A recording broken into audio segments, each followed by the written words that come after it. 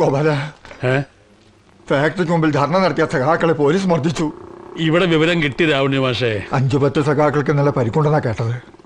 മുകുന്ദനൊക്കെ ആസ്പത്രിയിലാ. അതും ഞാൻ അറിഞ്ഞു. ധർണയുടെ നേതൃത്വം അവനായതുകൊണ്ട് പോലീസ് കൂടുതൽ ശ്രദ്ധയോടെ അവനെ തല്ലിക്കാണും. എനിക്ക് അവനെ കുറിച്ച് അഭിമാനമേ ഉള്ളൂ. ഒരു നല്ല കാര്യത്തിന് വേണ്ടി സമരം ചെയ്തിട്ടാണല്ലോ മർദ്ദനമേറ്റ് ആശുപത്രിയിലായത്. മാഷ് ഇരിക്കെ. ജോർജേ, എന്താ മാഷക്കൊരു ചായ. ഇരിക്കെ. ഇത് മുകുന്ദന്റെ അച്ഛൻ സൊസൈറ്റി ഗോപാലൻ, നാട്ടുകാരുടെ ഗോപാലട്ടൻ. ദരിദ്രനായി ജനിച്ച് ദരിദ്രനായി ജീവിക്കുന്നതിൽ അഭിമാനിക്കുന്ന വിപ്ലവകാരി. ചെമ്മണ്ണൂരിൽ പാർട്ടിക്ക് അടിത്തറയുണ്ടാക്കുന്നതിൽ പ്രധാന പങ്ക് ഗോപാലട്ടനായിരുന്നു.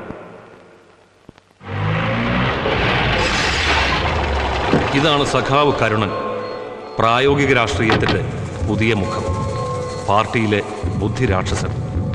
ആ ബുദ്ധിയിൽ സമരസപ്പെടുക, വിട്ടുവീഴ്ചകൾ ചെയ്യുക തുടങ്ങിയ പുതിയ സൂത്രവാക്യങ്ങളും ഉൾപ്പെടും.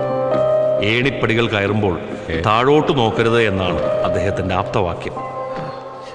പാർട്ടി ചാനലിന് പരസ്യം പിടിക്കാൻ പോയതുകൊണ്ട് ധർണയ്ക്ക് എത്താൻ പറ്റിയില്ല. മൂന്ത എന്നും ഇങ്ങനെ അടിയും പിടിയും ഉണ്ടാക്കി നടന്നിട്ട് എവിടെ ചെന്ന് അവസാനിക്കാനാ? ഇന്നാട്ടിലെ ജനങ്ങൾക്കും പാർട്ടിക്കും മുകുന്ദന്റെ ജീവനോടെ ഇനിയും വേണം. അതുകൊണ്ട് ഇത് ആവർത്തിച്ചുകൂടാ. അടിയന്തരമായി എന്തെങ്കിലും ചെയ്തേ പറ്റൂ. എന്ത് ചെയ്യാൻ? ആശുപത്രിയിൽ നിന്ന് ഇറങ്ങിക്കോട്ടെ. ഞങ്ങളെ തല്ലിച്ചവന്റെ ഫാക്ടറി ഞങ്ങൾ തീയിട്ട് ചുട്ട് കരിക്കും. അതൊന്നും പ്രായോഗികമായ മാർഗമല്ലാൻ പറ. കുഞ്ഞുണ്ണി മുതലാളി ദുബായിൽ നിന്ന് എത്തിയിട്ടുണ്ട്. പാർട്ടിക്ക് നാണക്കേടുണ്ടാകാത്ത വിധം ഒരു അമിക്കബിൾ സൊല്യൂഷൻ എത്രയും വേഗം ഉണ്ടാക്കണം. നമ്മൾ കൂട്ടായിട്ടെടുത്ത തീരുമാനമല്ലേ, എന്നിട്ട് ഇപ്പോഴെന്താ ഒരു കോംപ്രമൈസിന്റെ ഭാഷ? പാർട്ടി സഖാക്കളെ കൊലയ്ക്ക് കൊടുക്കാൻ ഇത്തിരി വിഷമമുണ്ട്.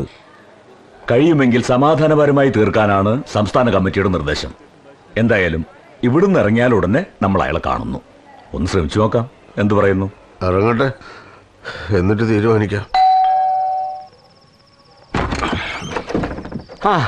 വരണം. ഞാൻ വന്നിട്ട് 1 മിനിറ്റ് ആയതേ ഉള്ളൂ. ഇരിക്കേ.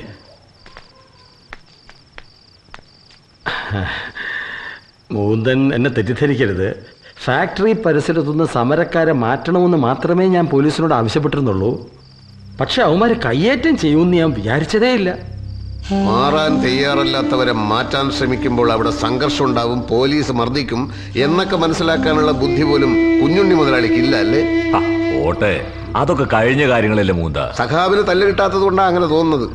ഞങ്ങൾ വന്നത് കോംപ്രമൈസ് ചർച്ചയ്ക്കൊന്നുമല്ല, നിലപാട് നേരിട്ട് വ്യക്തമാക്കി തരാനാണ്.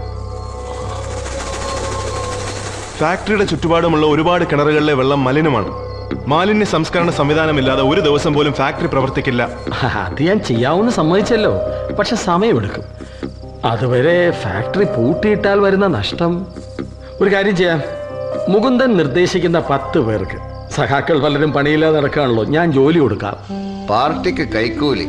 മിസ്റ്റർ, ഒരു സാമൂഹ്യ വിപത്തിനെതിരെയാണ് ഈ സമരം, അല്ലാതെ തൊഴിലില്ലായ്മക്കെതിരെയല്ല. നമ്മുടെ ആളുകൾക്ക് ജോലി കിട്ടുന്ന ഒരു നല്ല കാര്യമല്ലേ മൂന്ത? സഖാവ് അങ്ങനെ സംസാരിക്കരുത്. അതല്ല, ഞാൻ സമരം നമ്മൾ വിജയിപ്പിക്കും. പക്ഷേ ഇരുപക്ഷത്തും കൂടുതൽ നഷ്ടങ്ങൾ ഉണ്ടാകാതെ. അതിനാണല്ലോ കോംപ്രമൈസ് എന്ന് പറയുന്നത്. ധാരാളം മെമ്മോറാണ്ടങ്ങൾ സർക്കാരിലേക്ക് പോയിട്ടുണ്ട്.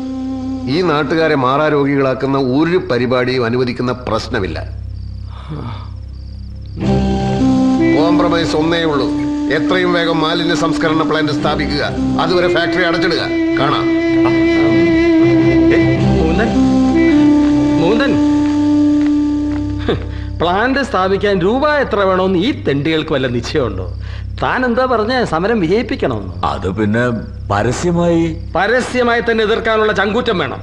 ഇങ്ങനെ പരസ്പരം പേടിച്ചുകൊണ്ടുള്ള രാഷ്ട്രീയ പ്രവർത്തനം എന്ന് അവസാനിപ്പിക്കുന്നോ അന്നേ താനും തന്റെ പാർട്ടിയും രക്ഷപ്പെടും. ഇവനെ പോലുള്ളവനെ വളർത്തുന്നത് ആപത്താ.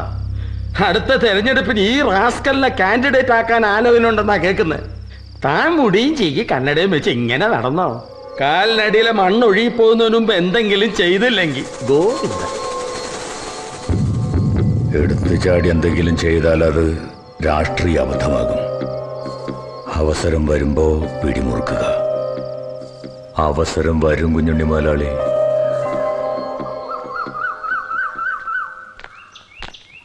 അച്ഛാ, ഞാൻ ഇറങ്ങാണ്. ഞാനും വരുന്നു.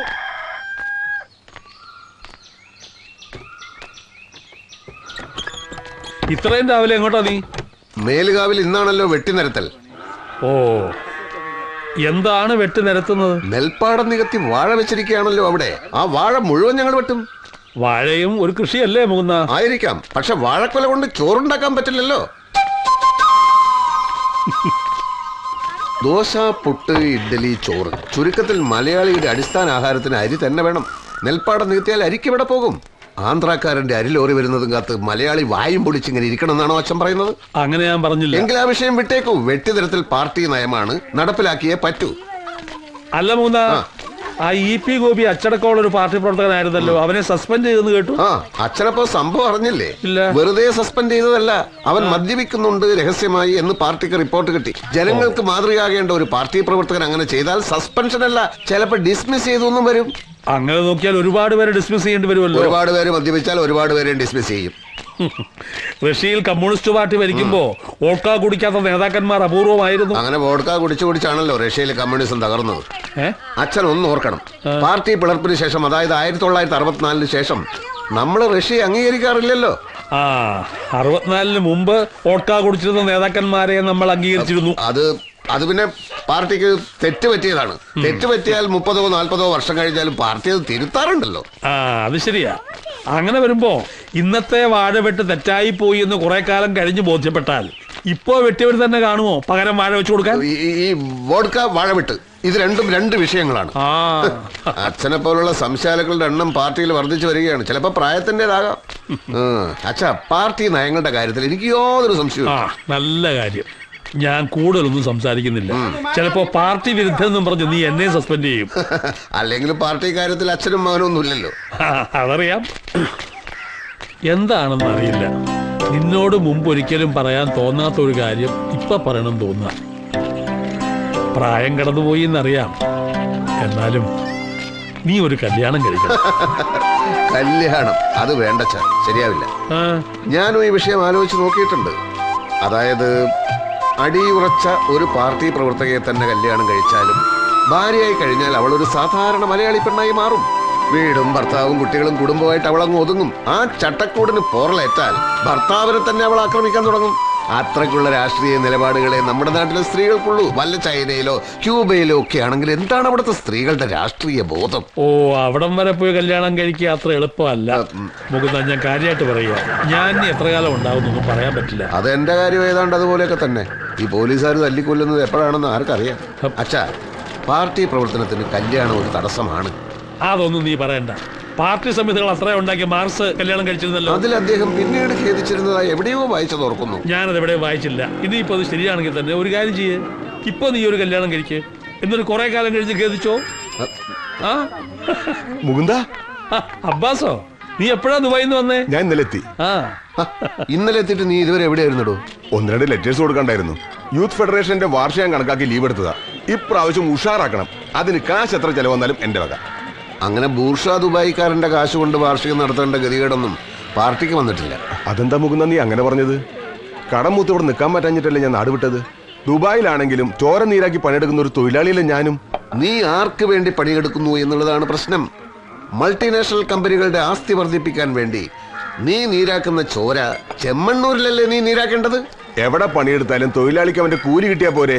ഞാൻ ഇവിടെ നീരാക്കുന്ന അതേ ചോര ദുബായിൽ നീരാക്കുമ്പോ ഉറുപ്പിയേക്ക് 12 ഇരട്ടി വെച്ച് കിട്ടും. അത് ഞാൻ അവിടെ കുഴിച്ചു മൂടാതെ മാസം ഇങ്ങോട്ട് അയക്കണുണ്ടല്ലോ. അതുകൊണ്ട് കാര്യമായില്ല. നീ എന്തിനാ പോകുന്ന അബ്ബാസിന്റെ മെക്കെട്ട് കയറുന്നേ? അവൻ ദുബായി പോയെന്ന് വെച്ച് ബൂർഷയൊന്നും ആവില്ലല്ലോ. ഞാൻ ഇവനെ ഒന്ന് പരീക്ഷിച്ചതല്ലേ. പഴയ വീര് ഇപ്പോഴും കുറഞ്ഞിട്ടില്ല.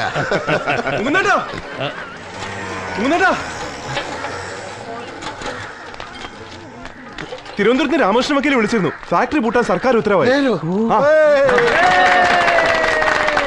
ഇൻകുലാബ് സിന്ദാബാദ്, ഇൻകുലാബ് സിന്ദാബാദ്, ഇൻകുലാബ് സിന്ദാബാദ്, ഇൻകുലാബ് സിന്ദാബാദ്. പൂട്ടിച്ചേ പൂട്ടിച്ചേ ഫാക്ടറി ഞങ്ങൾ പൂട്ടിച്ചേ, പൂട്ടിച്ചേ പൂട്ടിച്ചേ.